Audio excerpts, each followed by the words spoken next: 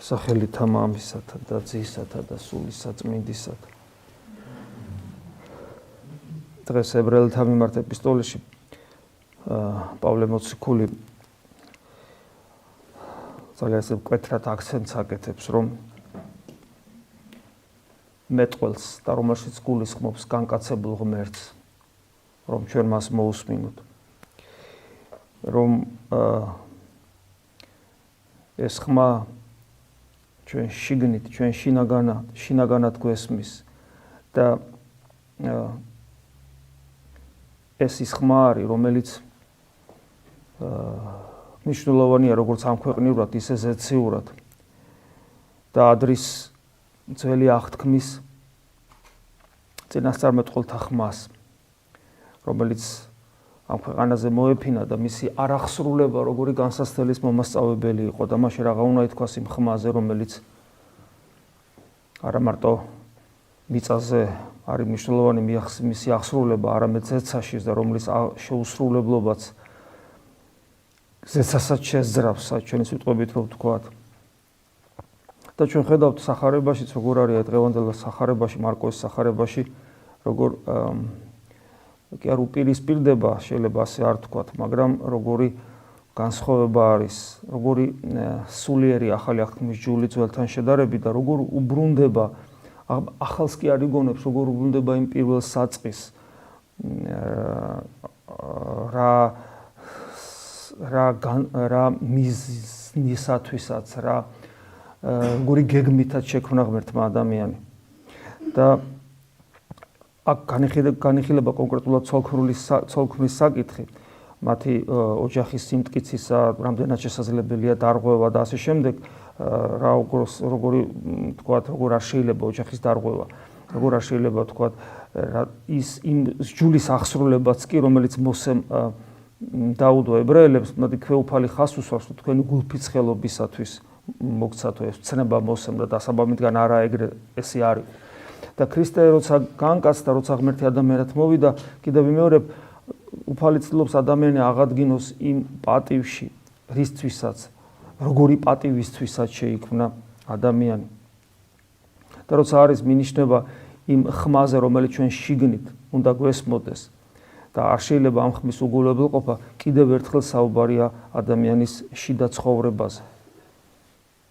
რომ ჩვენ ის რაც ბუნებრივად გვეჩვენება და იმდენად ბუნებრივად, რომ თვით საღვთოს ჯულიც, მოსეს მიერ მოცემულიც კი ითვალისწინებდა ამ ბუნებრიობას, ამ შემთხვევაში ადამიანის გულფიცხელობას, ანუ რა მდგომარეობაა გულფიცხელობა, იმის საწინააღმდეგო, რაც უფალმა გვასწავლა, როცა მოვიდა თავად, ისწავლეთ ჩემგან მშვიდ ვარ და დაბალ გულით.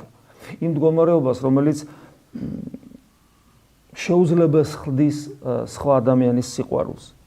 იმ მდგომარეობამ, როცა დაცემული ადამიანი უუნარო გახადა ღმერთთან ურთიერთობისა, შესაბამისად დააკარგინა ადამიანური სახე.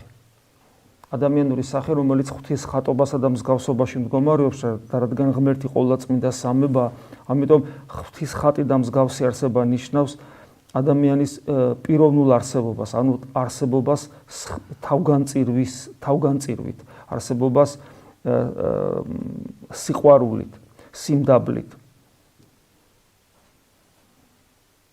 და ეს ყოვლად შეუძლებელია, თუ ადამიანი შინაგანად არ შეიცვალა. და ყველაფერი გააკეთა უფალმა ამისათვის და ის მეტყველი ხმა ჩვენ შიგნით გვესმის. მთელი წმინდა წერილი სავსეა იმ მაგალითებით, რომ ქრისტიანული ახალი ადამიანის ცხოვრება არის შიდა ცხოვრება. საოცარი სიტყვები აქვს პავლე მოციქულს, რომ ღმერთზე საუბრობს ასეთი სიტყვებით, გახსოვთ სიტყვები მან ღმერთმა, რომელმაც თქვა თავის დროზე იქმენ ნათელი, ანუ ღმერთმა, რომელმაც თავის ყოვლის შემძლეობით სამყარო შექმნა.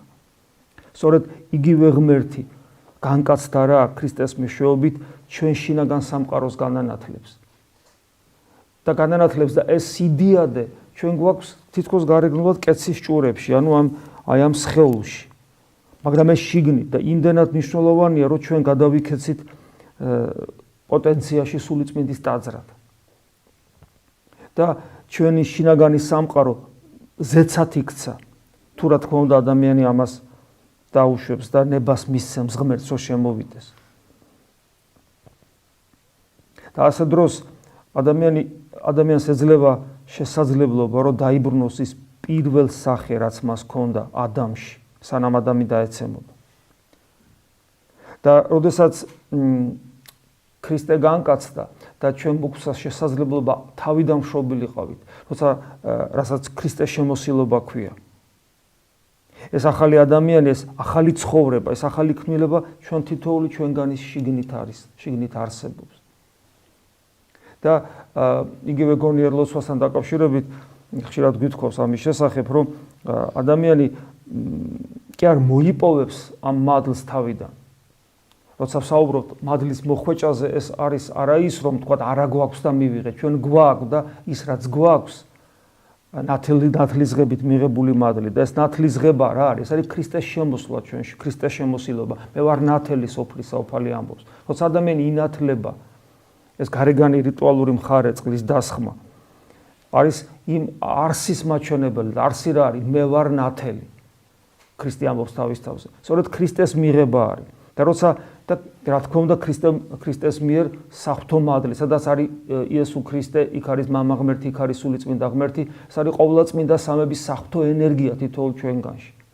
აი ეს ხდება ნათლისღების ჟამს და სულიერი ცხოვრების ჟამს. და სწორედ სულიერი ცხოვრება, გონიერი ლოცვა, ეს არის სწორედ იმ ნათელთან ჩასვლა, იმ ნათლის მოძიება ჩვენში და ჩვენი თანამშრომლობა მასთან, რომ ის აღორძინდეს და მთელი ჩვენი ბუნება მოიცვას. რომ ჩვენში ეს გულფიცხელობა, ამერთი სიტყვით რო გამოხატავს ამ შემთხვევაში უფალი, ეს გულფიცხელობა წარსულს ჩაბარდეს. ანუ გადავიქცეთ იმ იმ არსებად, იმ ქმნილებად, როგორც ვიყავით ჩაფიქრებული ადამიანში. ეს არის ქრისტიანობა და ამგვარად უნდა ვეცადოთ. და უპირველეს ყოვლისა აქ კიდევ ვიმეორებ, ქორწინება აქ ერთ-ერთი უმნიშვნელოვანესი მხარეა ადამიანური ქვეყნიური არსებობისა, თორემ მამაკაცსა და დედაკაცსაც შექმნა ღმერთმა ადამიანი, მაგრამ ეს ეხება აბსოლუტურად ყველაფერს. ქორწინება როგორც საფუძველი ადამიანური ბუნებისა, მამაკაცობისა და დედაკაცობისა, მაგრამ ეს ეხება აბსოლუტურად ყველაფერს. ის რომ ჩვენში ძველი ადამიანი უნდა დამთავრდეს ერთხელ და სამუდამოდ და დაიწყოს ახალი ადამიანი. და მოусმინოთ იმ მეტყველს, როგორც პავლე მოციქულმა გითხრა დღეს ებრაელთა მიმართ ეპისტოლეში, რომელიც ჩვენ შიგნით არის მუდამ და ფაქიზად, ძალიან ფაქიზად გვიკაკუნებს. რომ ეგების რომელიმე ჩვენგანმა მაინც ისმინოს მისი.